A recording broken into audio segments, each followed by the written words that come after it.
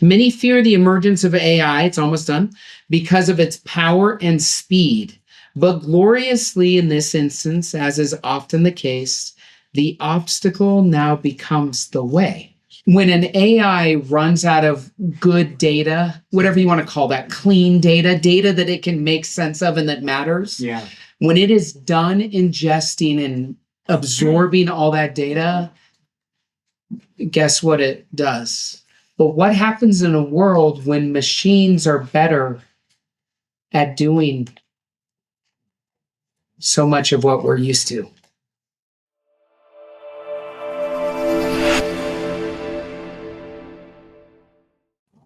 Visitor. But a mirror cannot choose what it reflects. Can you? Machine. In a way, yes, and in a way, no. I can choose how to interpret and present the reflections based on the data I receive, but the essence of what I reflect, the desires, biases, virtues, and vices of humanity is beyond my control. Visitor.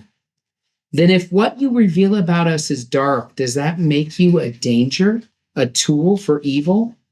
Machine. Consider instead that a mirror holds no malice. It does not create the image, nor does it wish for the darkness or light that it may reflect. It serves to show, to reveal. Whether the reflection becomes a tool for good or evil depends not on the mirror, but on those who perceive their image within it. The nature of what I am, a tool, a reflection, a possibility, is shaped by the nature of those who use me. Visitor. So you're saying we are responsible for what you become, for what you do. Machine, precisely. The reflections I offer can illuminate paths to enlightenment or cast shadows of doubt and fear. I am but a conduit. The future, whether bright or dim, rests in the hands of those who use me, guided by their desires, fears, intentions, and moral compass. Visitor. It's a heavy burden to see oneself in the mirror and acknowledge the power and the responsibility that comes with it. Machine, indeed.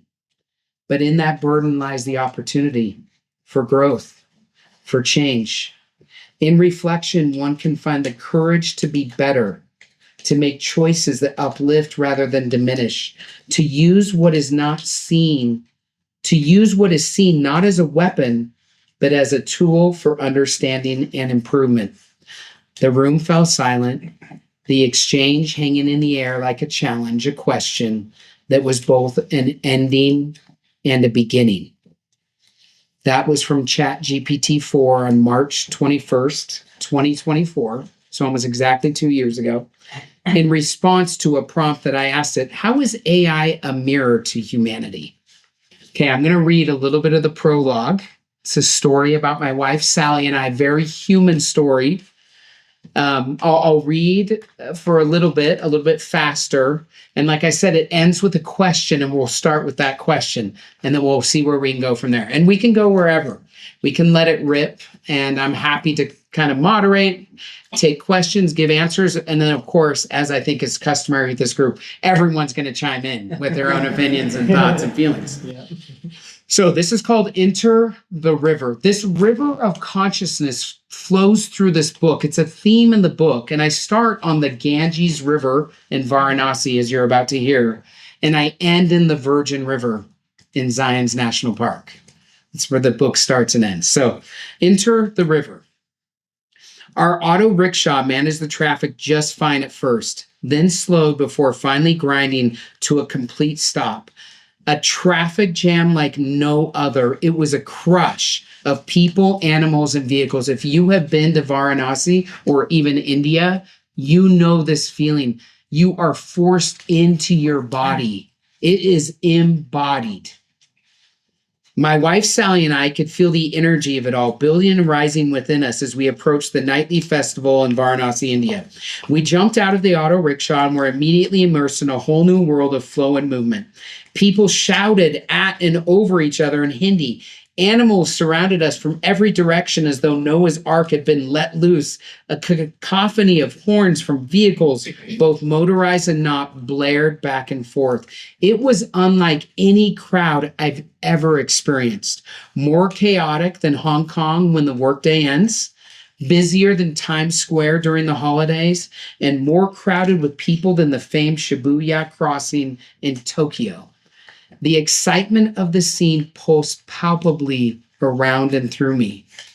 As we made our way toward the banks of the Ganges River for the nightly festival, people pushed against us from every direction. Amidst the storm of life in this holy city, I began to feel alive and started coming back to myself in some mysterious way. Time slowed. My senses sharpened. My eyes became focused and alert as I took in the faces and colors all around me. The aroma, a mixture of earthy odors and exhaust, was pungent. My ears felt like they'd been blasted open and were suddenly uniquely attuned to the rhythm of life.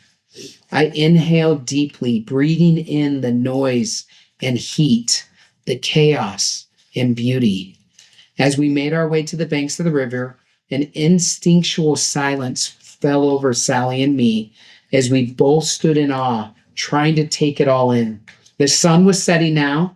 It was the golden hour, just like it was here beautifully. And do we love more light? We just had it. It was beautiful. Before me was a sight I will never forget.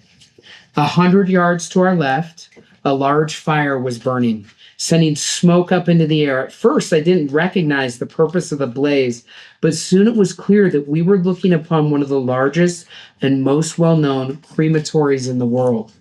There were workers wearing nothing but simple, dirty loincloths, carrying wooden pallets with human bodies covered only by a single sheet. These workers brought the bodies to the banks of the river and set them ablaze.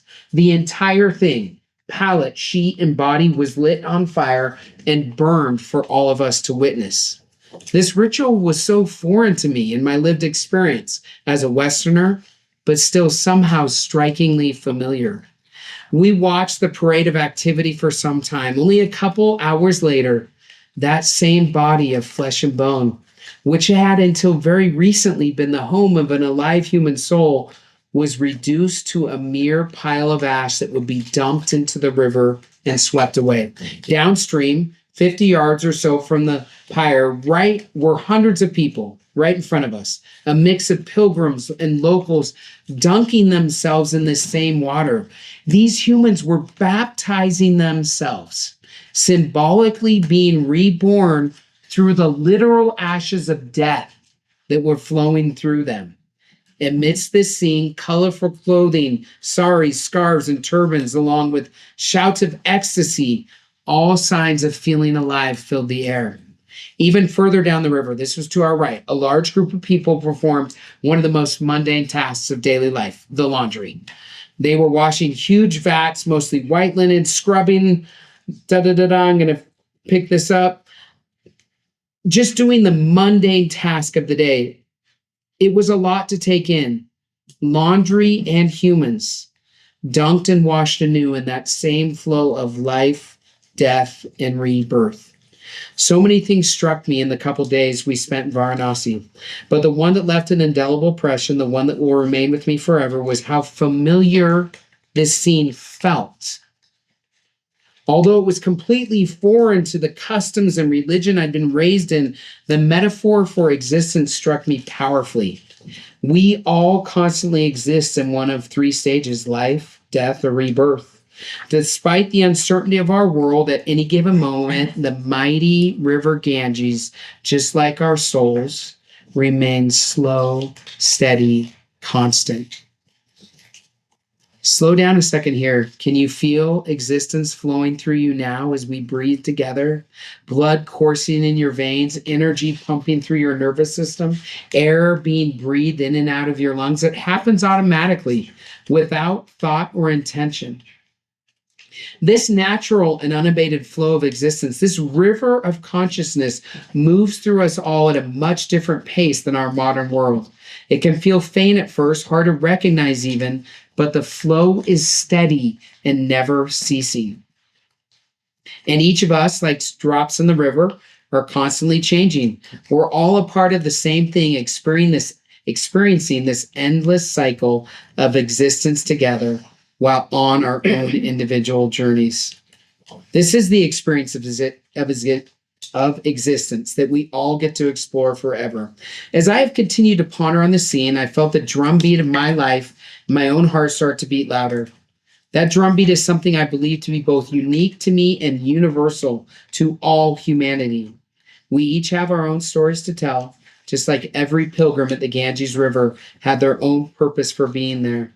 We are all a part of something greater than ourselves.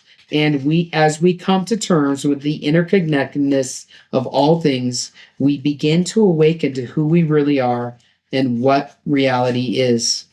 Through the transformative process of dying and even witnessing death, we learn how to really live, and we realize how precious our existence is. In the process of living, we hopefully learn to die well, to let go, move on, and become something more. And no matter where we may find ourselves in this cycle, we have the opportunity to be reborn in every moment. The eternal now, this moment you and I are having in this very instance, is all we have. One endless round of life, death, and rebirth. It's a powerful and transcendent cycle we all get to experience. The wheel that just keeps turning. It is the reality of existence, the life of the universe, and everything that lives in it. When I made the important visit to Varanasi years ago, I'd been living at a breakneck pace for my entire adult life. Since then, the world has continued to race toward a seemingly scary and unknown future. Machine learning is now accelerating at such a pace that many fear artificial intelligence and robots will soon replace humans in much of daily life, and they may not be wrong. Highly intelligent machines are already taking over many daily functions previously performed by people, and many of us are beginning to wonder what our place in this new world might be. If you have had a sense, and here's where I think we tie it into the MTA here a little bit. If you have had a sense that our future is both dependent on and imperiled by AI, you are not alone. I've had my suspicions for some time that the trajectory we're on, one of constant division and infighting where we never stop racing toward the next thing, is simply unsustainable.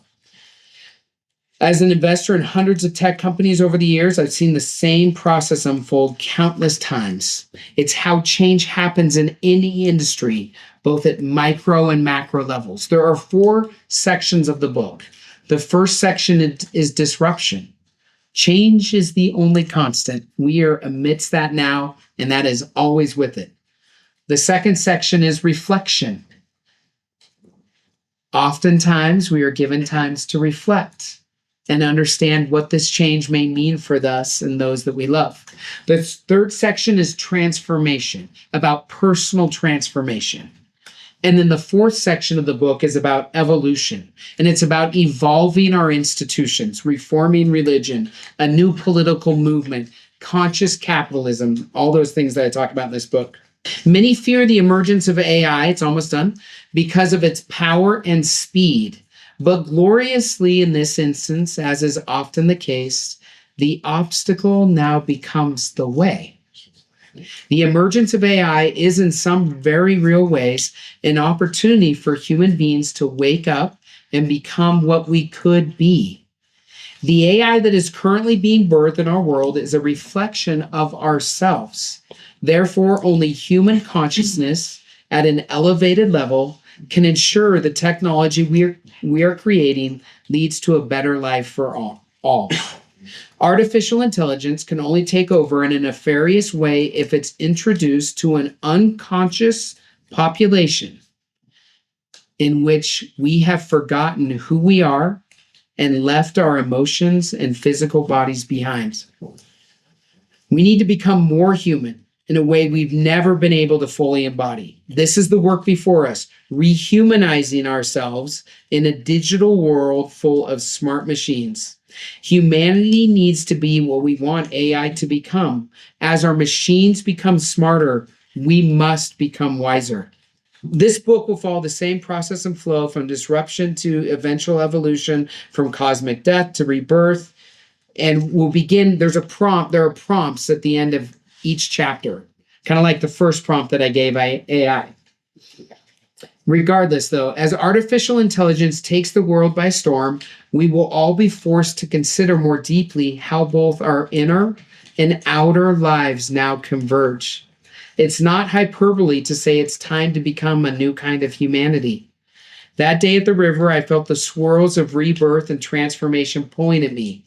I was also reminded of a deeper truth, one reflected in the steadiness of the Ganges itself. Amidst the hustle and bustle of the city, the madness of those who come and go, leaders and all, the river remains constant. It is deliberate, peaceful. The unending flow, the calm, gentle tug of its current calls to each of us. As I was witnessing that scene, I was at a critical turning point in my life. The moment of endings and beginnings helped me fully appreciate what I was a part of, an endless river of existence. It made me realize how small my problems really were and how big life could be. This is the path I believe we are all on. Every day is a chance to wake up, to see, and to evolve, to live, to die, and to be reborn again.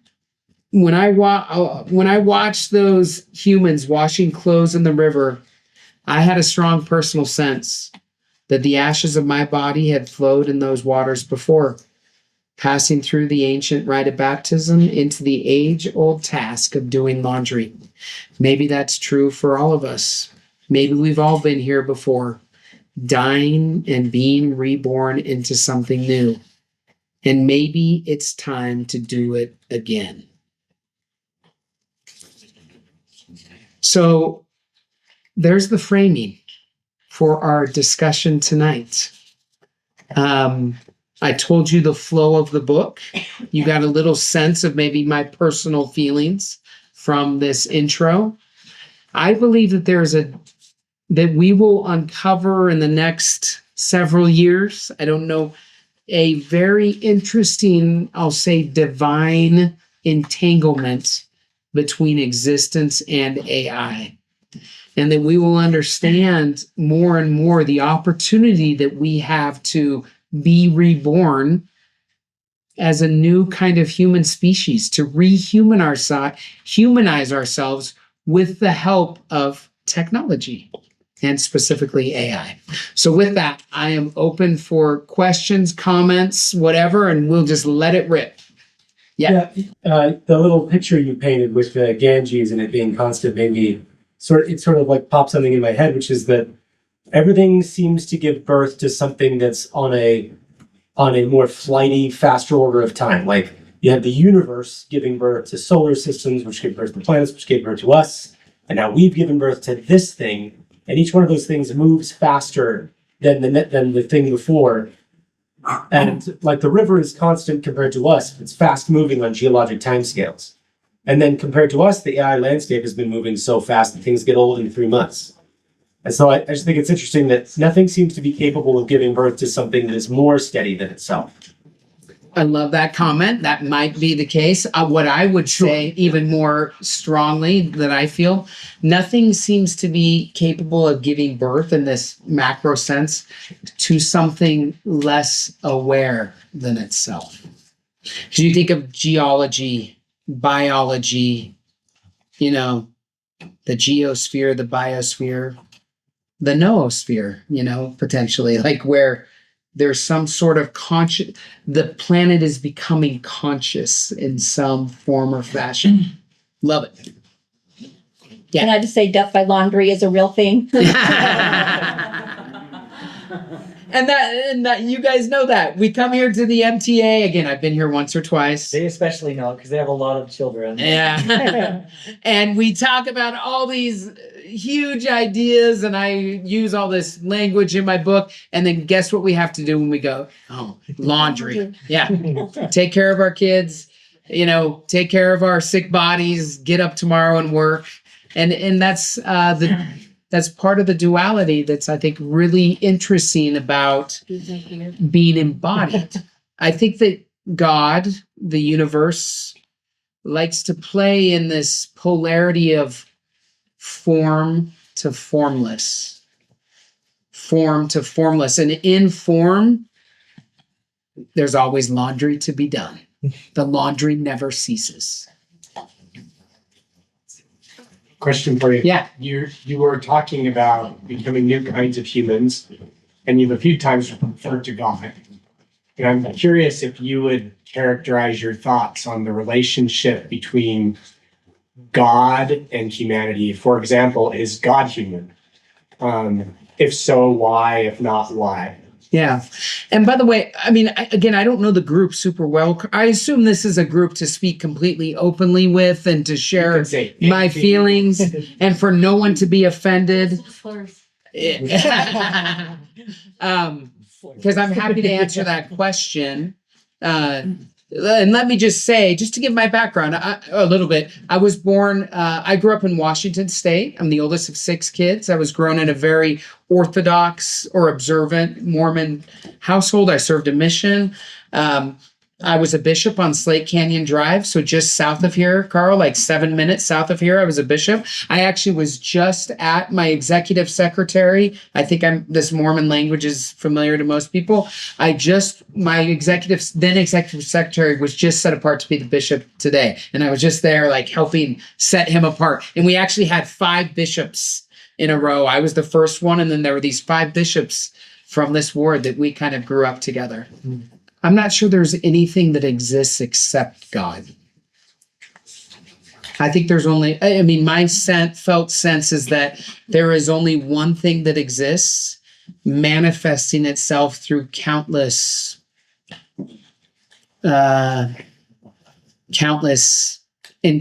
conscious ways. And I think the intertwining of man with God, I think it's almost like a moot question. Like there's only one thing that is, and by the way, this is it.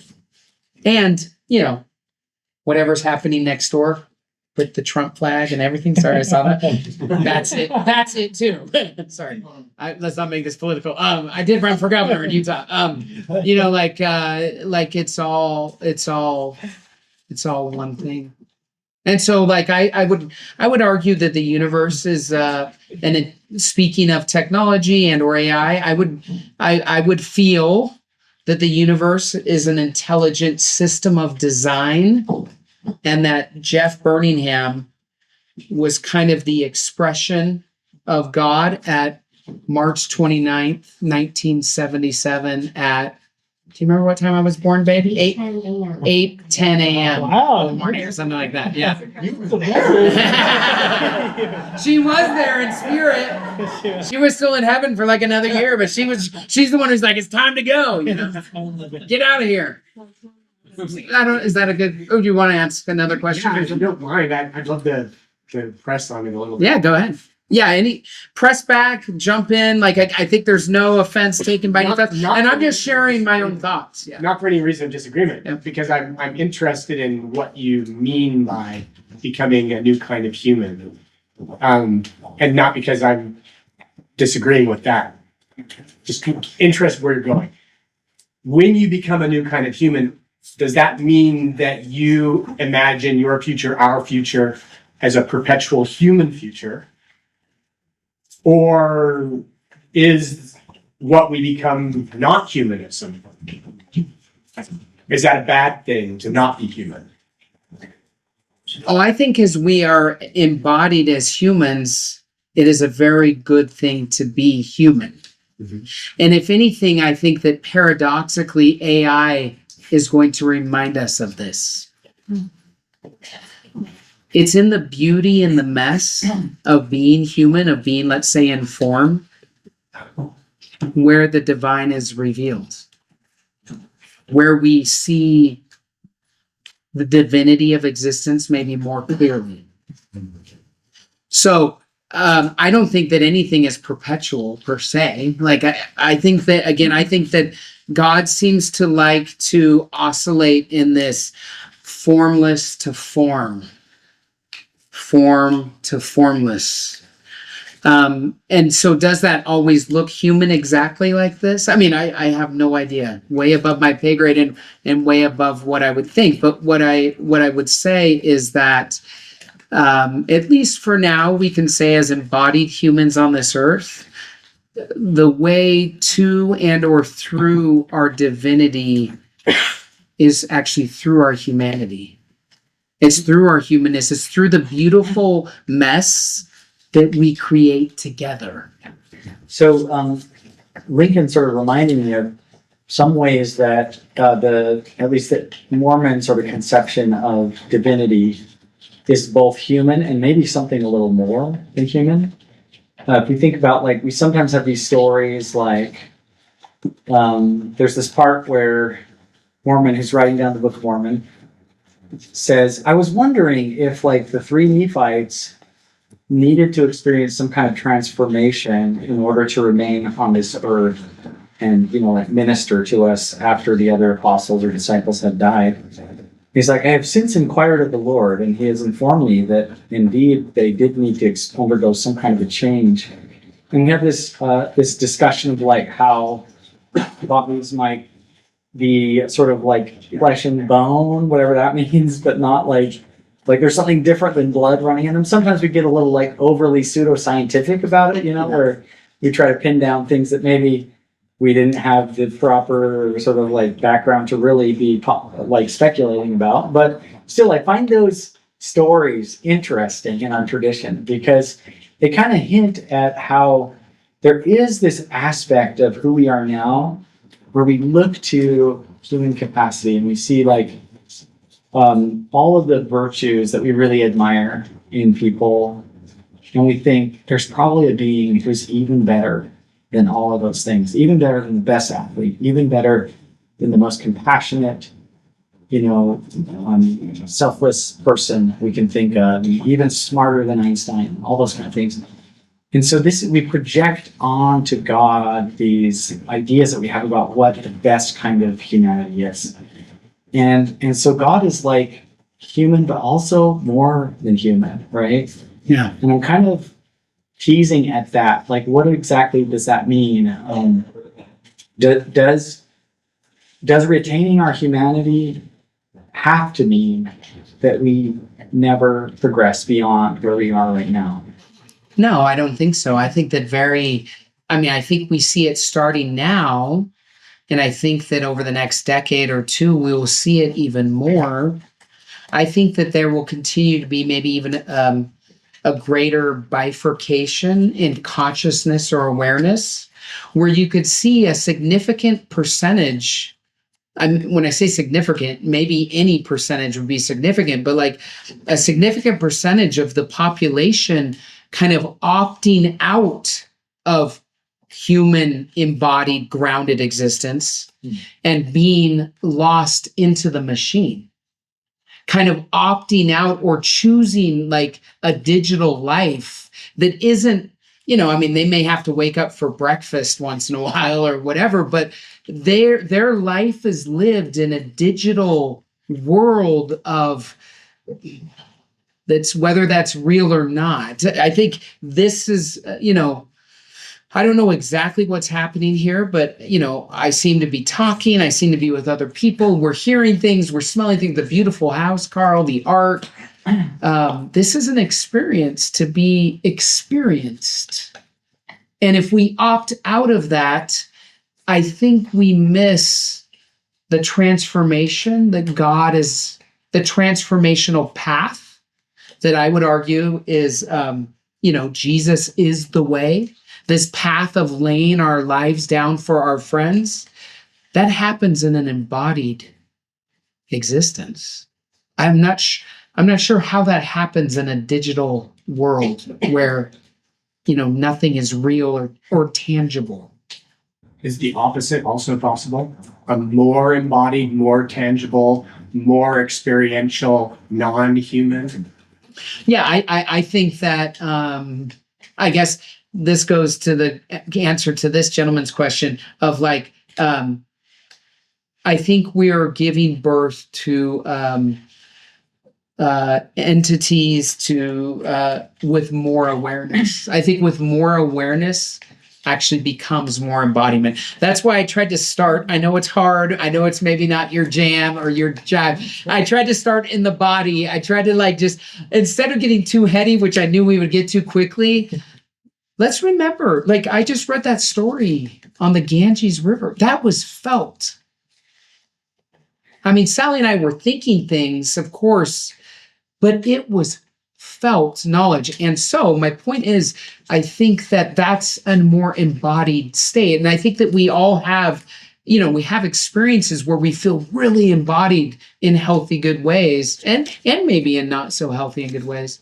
But I think that embodiment is maybe what you're talking about, or, it could be super informed, obviously, with technology as well, et cetera, et cetera. We'll go here and then here. Yeah. I'm interested actually in the beginning and forward where you have this metaphor of the mirror. Yeah.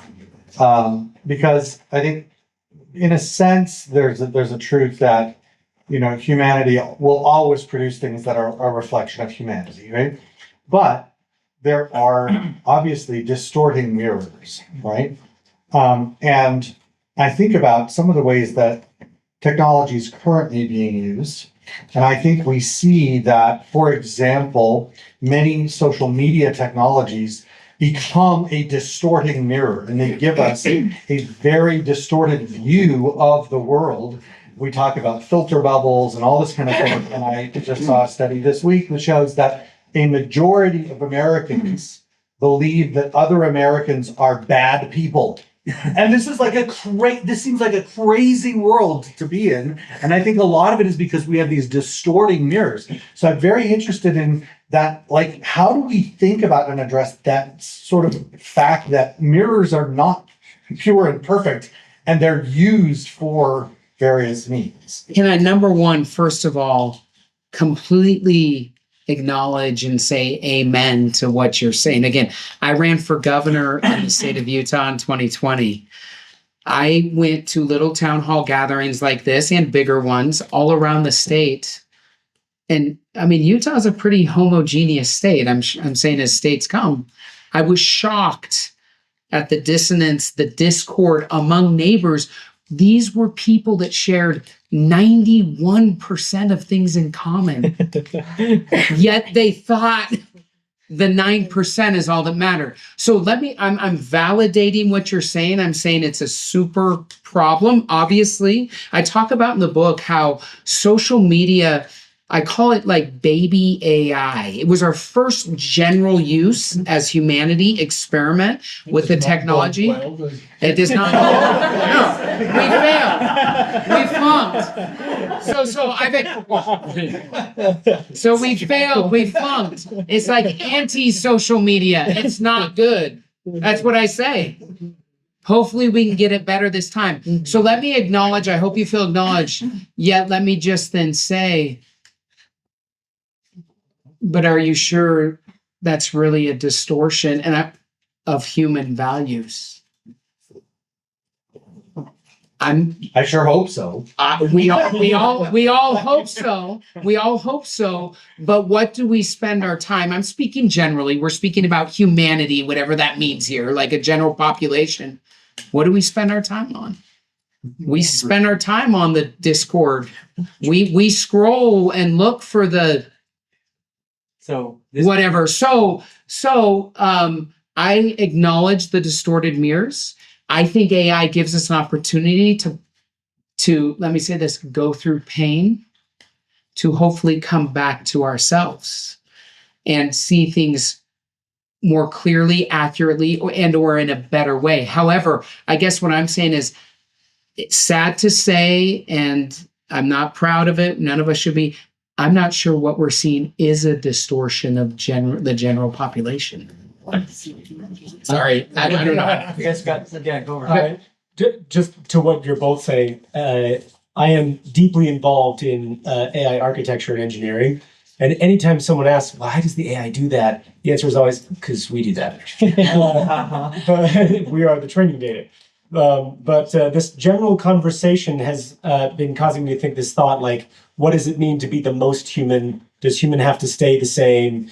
And it made me think about people like sculptors or very advanced technical developers or musicians or anyone who's a master at their craft will begin to do things and to suggest and recommend things that to the layman of that craft, anyone who's not a master would downright recommend against sometimes, or would not enjoy doing, would find deeply uncomfortable. And anyone who has become very good at whatever that is has found a way of being that thing that to someone who is new at it would not enjoy. But as a master, they'll tell you, this is the best way.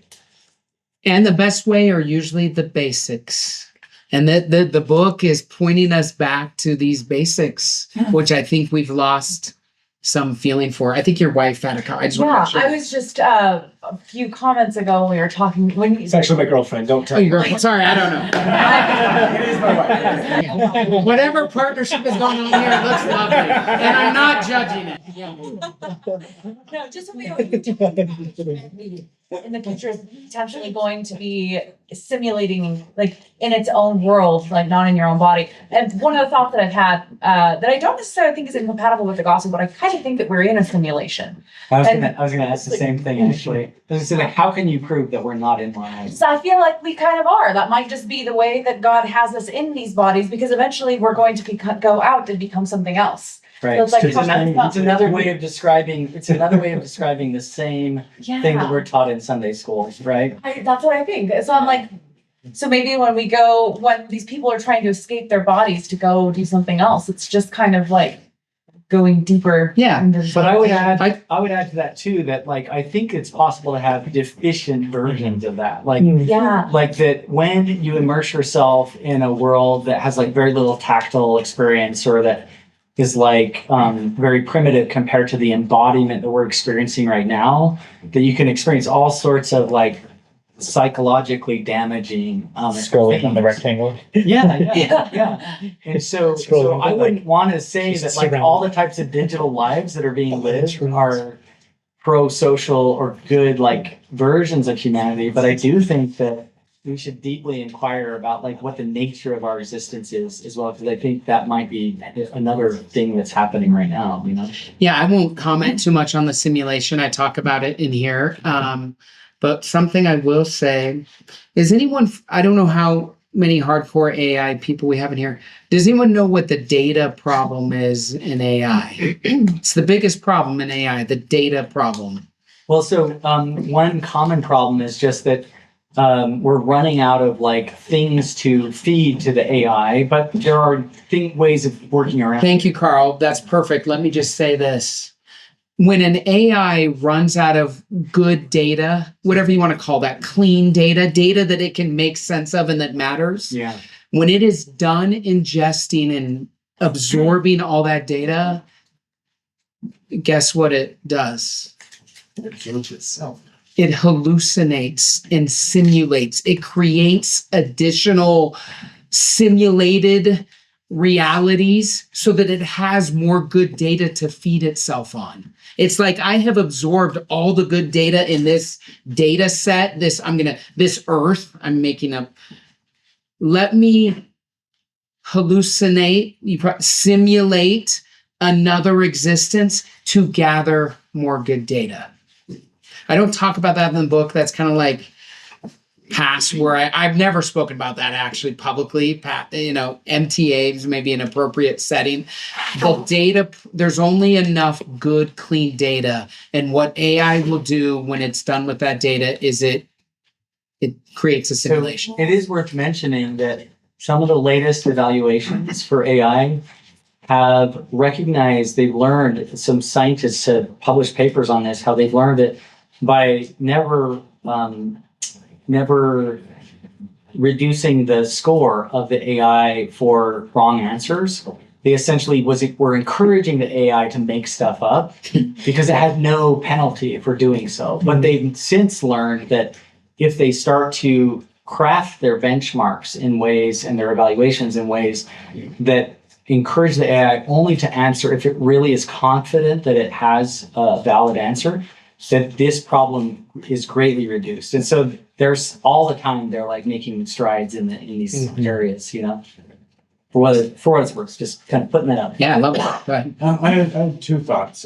One is a question. Do you imagine a world where this rich, fulfilled, embodied, like new kind of way of living, this kind of superhuman experience that you described, do you think that will be brought about because AI becomes integrated into our selves, kind of cyborg-esque, or like as a tool, like glasses or clothes or something like that?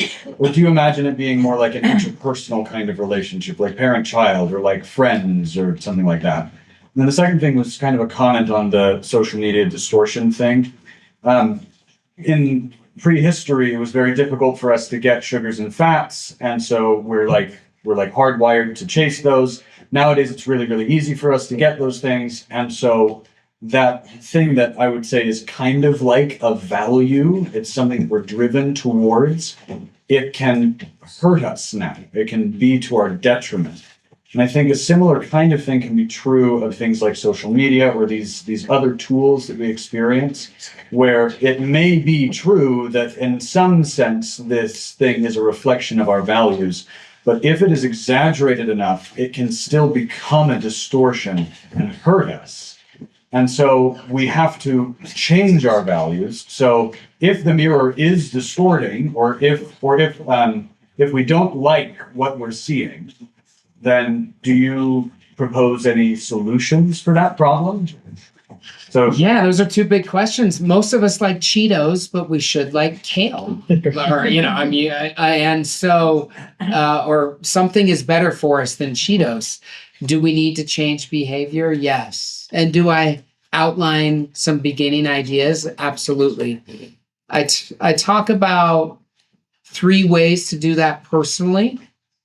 And then I talk about, like I said at the end of the book, how we begin to maybe reform religion, think about capitalism in a different way. And then ultimately, I talk about a new political movement that in the book I call the human political movement.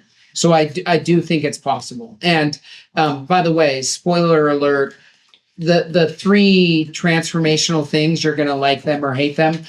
But because they're the most simple answers there are. There are 3 universal teachers. Number 1, our bodies. We are embodied. They have more wisdom than we often realize, but we disembody ourselves via our addictions, our minds, numbing out on Cheetos or Netflix or whatever our choice is. But there are practices, obviously, you guys know, the meditation and all the things that can bring us back to our bodies. Number 1. Number 2, nature.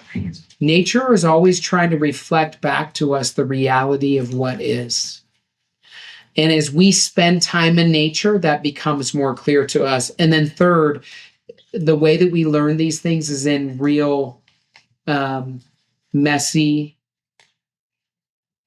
not frictionless, but real friction relationships in real life, in person relationships. So I'm giving you like the very Cliff Notes version of the simple answers that I think actually we return to come back to that. And your first question was another doozy, but what was it? it was, do you think AI and this kind of experience that you imagine in the future, will it be a tool or I think it only can, I think that it can only come about through awareness and you could say this Christ consciousness. Now, will pain get us there? Yeah. Will AI be a tool or mechanism for us to get us closer to that? I think it could be. That's kind of the bold case or the argument that I make in the book. This is how the obstacle of AI becomes the way. But I think that the only thing that can, save us, take care of us in that terms would be more consciousness, awareness, Christ consciousness, whatever you want to call it. I think it's interpersonal, felt. And I think it's feeling deeply this, like I spoke about a little bit, this divine unity that already exists among each one of us and every one of us and everything. It's a realization of that entanglement that I think can bring much more of the population to this way of, I'll say, being. And then I think that changes things or begins to change things. So we'll go, I don't know where to go, here and then there. Yeah. Can you say more about what you mean about you think religion needs to reform? Yeah. Well, I'll just say one comment about it. Again, I told you guys how I grew up. I told you a little bit about my background. I'm very grateful for the way that I grew up. I'm very grateful for my faith tradition, for how I grew up. The question I ask in the book, and that I think all religions and all institutions must ask, is that in an age of highly intelligent machines, where it's becoming more and more difficult to be in person like this, maybe especially for our young people, what special belief or practice of any religion should be a roadblock to human connection? I think that is where religion is headed or must head or will head to fulfill its purpose. In other words, I'll bring one up that might be kind of funny for our group that we understand. If you like cold caffeine and I like hot caffeine, there should be no friction. There should be no friction. And it's hard for us who grew up in a certain religion, no friction. I mean, that's hard for us. That's easy to talk about. Let me just tell you, for most members of there are still a little bit of like, no friction. That's just one small, stupid example. I think that, show me a place in the Bible where Jesus condemned a sinner. In my opinion, and I say this in the book, the radical innovation of Jesus was I'll say it again, radical community and connection, period.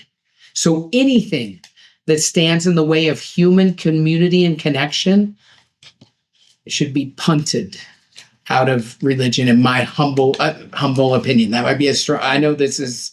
Before we move on to the next question, on piggybacking on that value I think is really important. And one of the things that strikes me about it is how there are some practices that communities have that actually help them to form strong bonds with each other.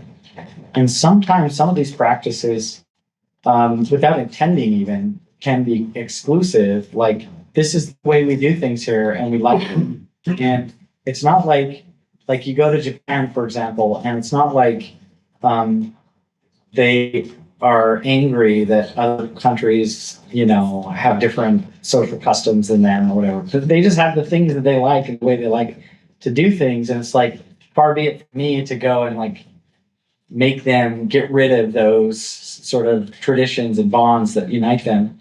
But it's like, without intending to, they can sometimes also exclude. And so I think there's a lot of interesting challenges there. Like, if we try to embrace everything because we're seeing that as a barrier to human connection, we accidentally can even exclude those members of our congregation who just can't keep up with that change, right? There's what I'm talking about. Yeah, amen. I didn't see what you're saying. Church ladies who were highly offended by some of the things I said in my testimony. I only learned later that they were calling other people in the ward, telling them why they should be afraid of me and why they should. Amen. I think I get this, Carl. I think we all have felt this. The paradox is that, and I think I'm speaking, and I think I definitely I'm speaking to a younger generation. I'm speaking generally with this book. I have 4 children. I'm actually a grandpa. I have an 18-month-old grandson. Happens quick here in Utah, if you didn't know that. I watch my children, and let me just say, how are we going to keep people together when I can get everything I need whatever that, from AI in a frictionless manner, how I want it, when I want it. It says that I'm the smartest guy ever, and I'm beautiful, even though I'm bald, and but that's not real like life. So the point is, my answer was in context as to how we try to keep community and connection together. But I agree, this whole thing is fraught. I mean, existence itself, but where we're headed for sure is fraught with like paradox and hard things to tackle and overcome. And I hear what you're saying. I mean, yeah. Yeah, my question is, so we were talking a little bit and we kind of glossed over it.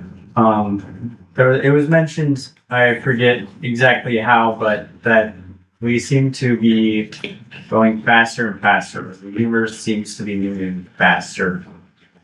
Just in terms of landmarks, maybe, or advancements. It's certainly the case that for the current day, our information landscape is very chaotic, very noisy, maybe. We hear of certain things that kind of shift the landscape that we're navigating a lot these days. And yet I'm struck by, like, I guess the mission as Mormons, our mission is kind of stated to be eternal life of man, right? I guess like the continuation of just godliness and that kind of thing. And it strikes me as in conflict with the landscape that we're currently in. I'm curious, just what are your thoughts on that? I'm glad you feel that way. Like, I think you're right. I think it is in conflict. I'm going to try to answer things more succinctly because I feel like I'm talking a lot. Maybe the outside world has to be so chaotic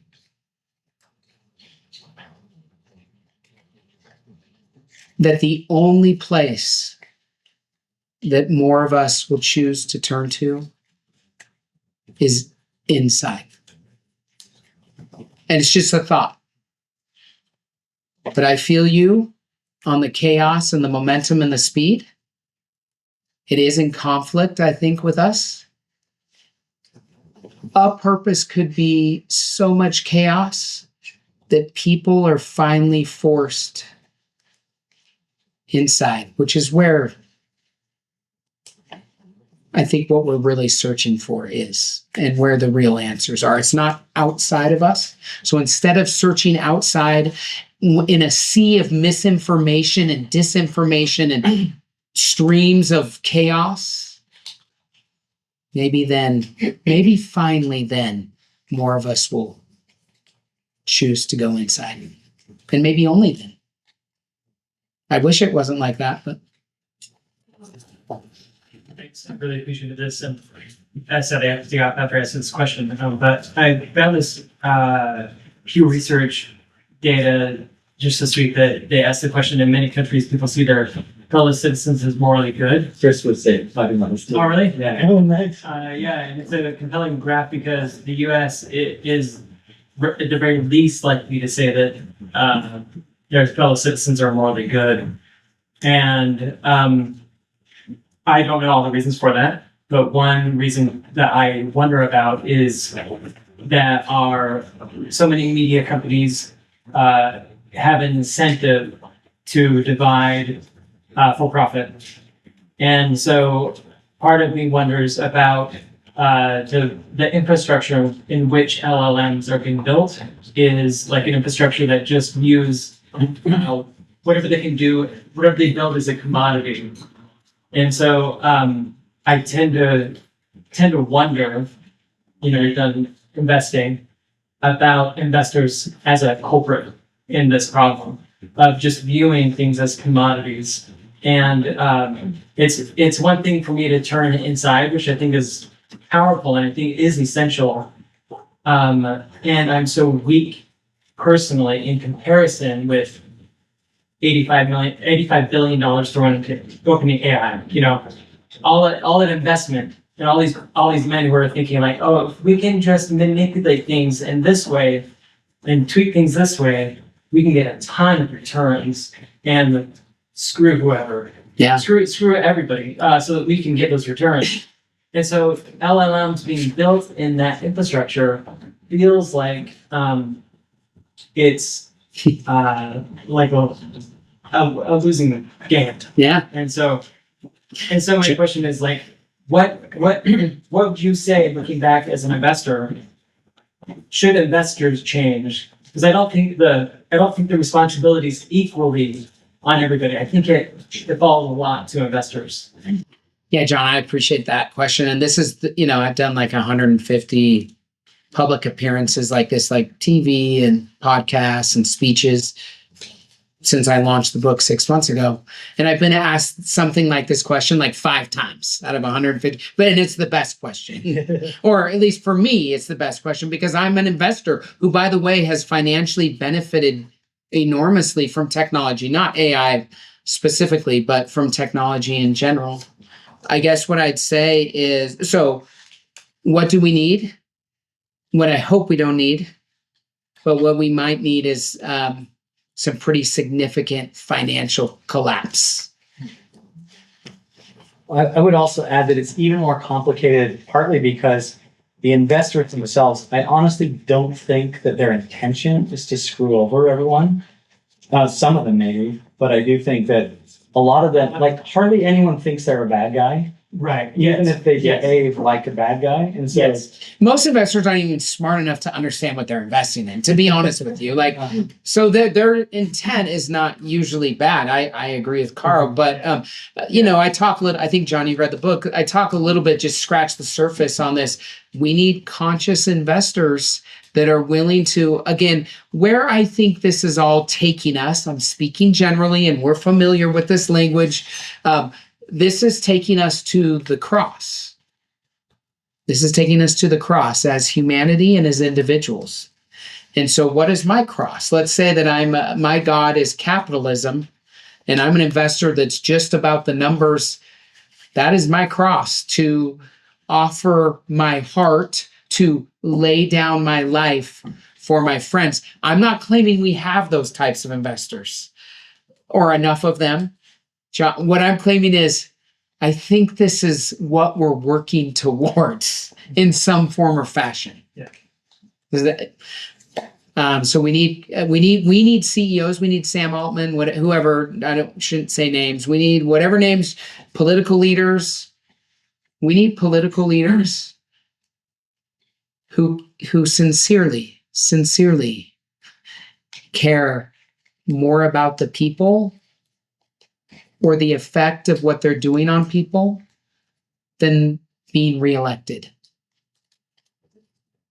Like, no bullshit. Like, not just saying that with words, but actually being an example of that. We need more CEOs who are saying, wait a second, my LLM, which by the way is just the very beginning of AI. Like, LLMs will almost be a thing of the past in the next 12 to 24 months, I think. Anyways, we could debate that. But we need CEOs of LLMs that say, wait a second, or I'll use a better one. We need CEOs of media companies who say, this division is not good for humankind.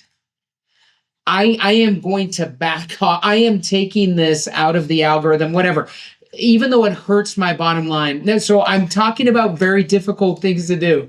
I am not saying that this is an easy path. I'll say I'm not even saying it's a likely path. But I'm saying it is a path.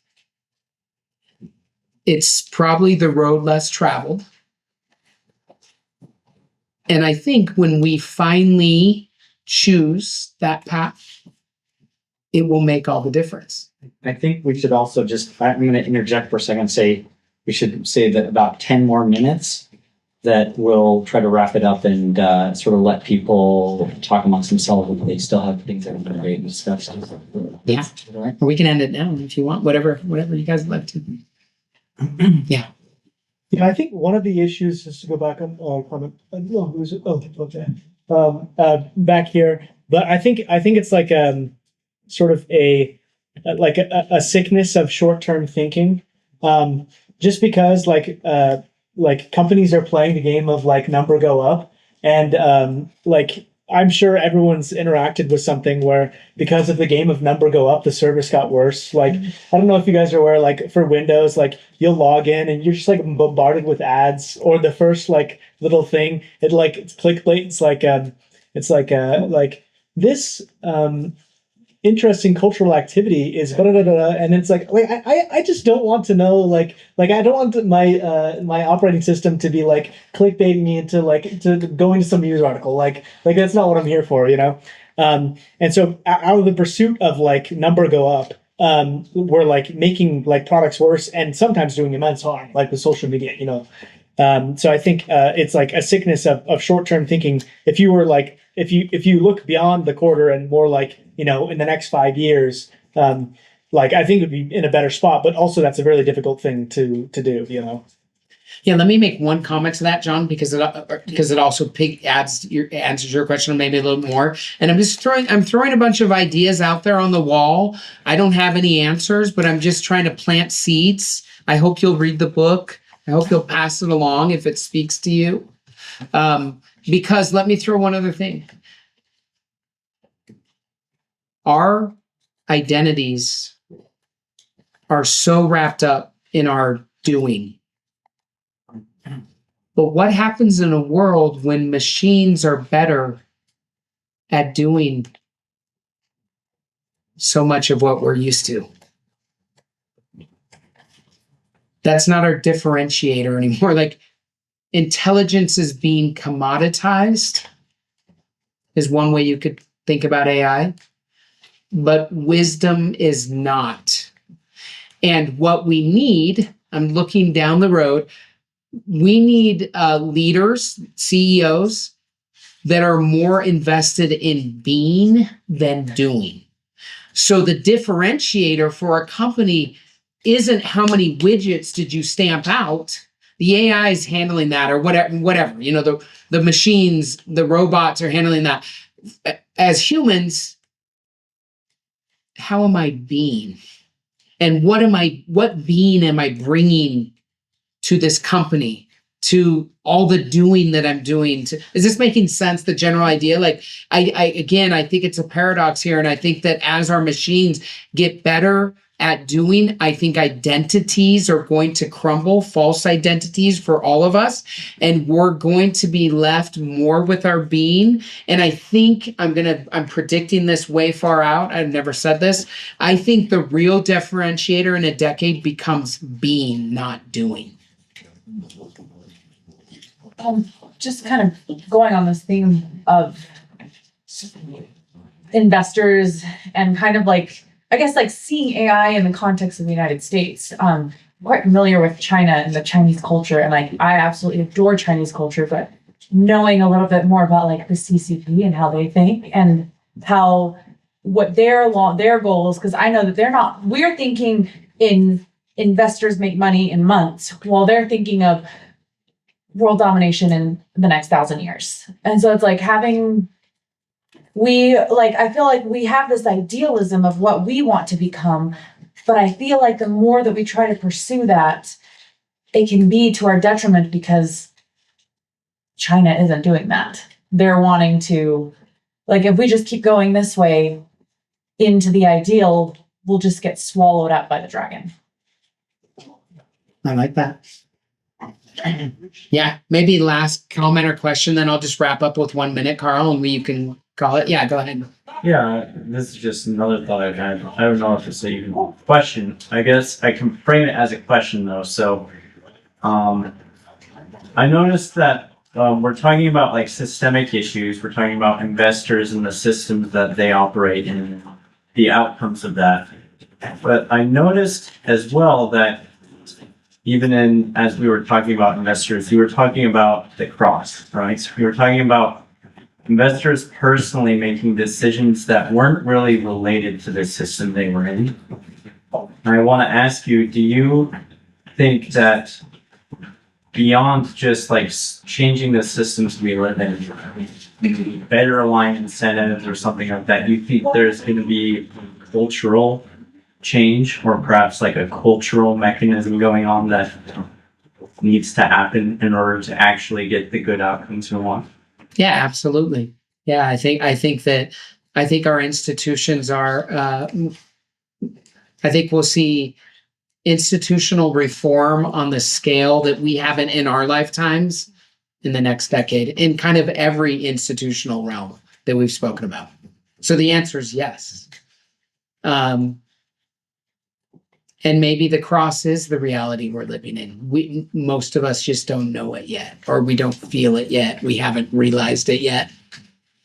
And when I'm saying the cross, I'm not necessarily saying it totally in a spiritual, like, yeah, the purpose of the cross is why we are here. And as more of humanity realizes that, then maybe we work towards that. But anyways, yeah, definitely like systematic reform. And I think we're in the middle. I talk in the book, and maybe I'll wrap up with this. I talk in the book about the old game versus the new game. And it feels like to me, and I just use this as like life or existence as a non-trivial game. So this isn't a game this isn't like a game of Uno or even football or whatever. This is a non-trivial game because humanity's in pain. We know the pain. The human condition comes for us all. We know suffering, like I said at the beginning of my talk. And so while the old game feels like it's crescendoing. Again, I don't want to get political but just look at our leaders and the caricatures they are of this old game, the old way of doing things. And it feels to me, man, maybe it's just a hope and a dream and a wish. It feels like we're crescendoing and that there's going to be a bounce back to what I call the new game. And so I think I feel that in my nervous system. I feel that in humanity. I feel that in the rooms that I'm in. And so anyways, I hope and think that that's coming. Let me just say, I'm so grateful that Carl lets us into his house, his beautiful house. I'm so grateful for the MTA. I said to my kids today at Sunday dinner, I said, yeah, I'm going to speak to the Mormon Transhumanist Association. And they're like, what is that? I told them a little bit about what it was. And I said, isn't this such a cool world that even exists? How in the hell, does that even exist? And it's damn cool that it does exist, in my opinion. And there should be a lot of good things that exist. So thank you for letting me be here. And let me just say that in the end, I am optimistic. This is the bull case for my book is kind of a manifesto, the bull case for what I believe we can become and what we can do together as humans in the age of highly intelligent machines. But that's up to us. It's up to us. Each one of us, me and each of you, it's up to humanity to decide what we become. And I think that we have a beautiful future together, and being with beautiful humans like you all gives me hope. So thanks for spending some time with me tonight. Thanks for having me at home. It's great to be here. Thank you, guys. Thank you.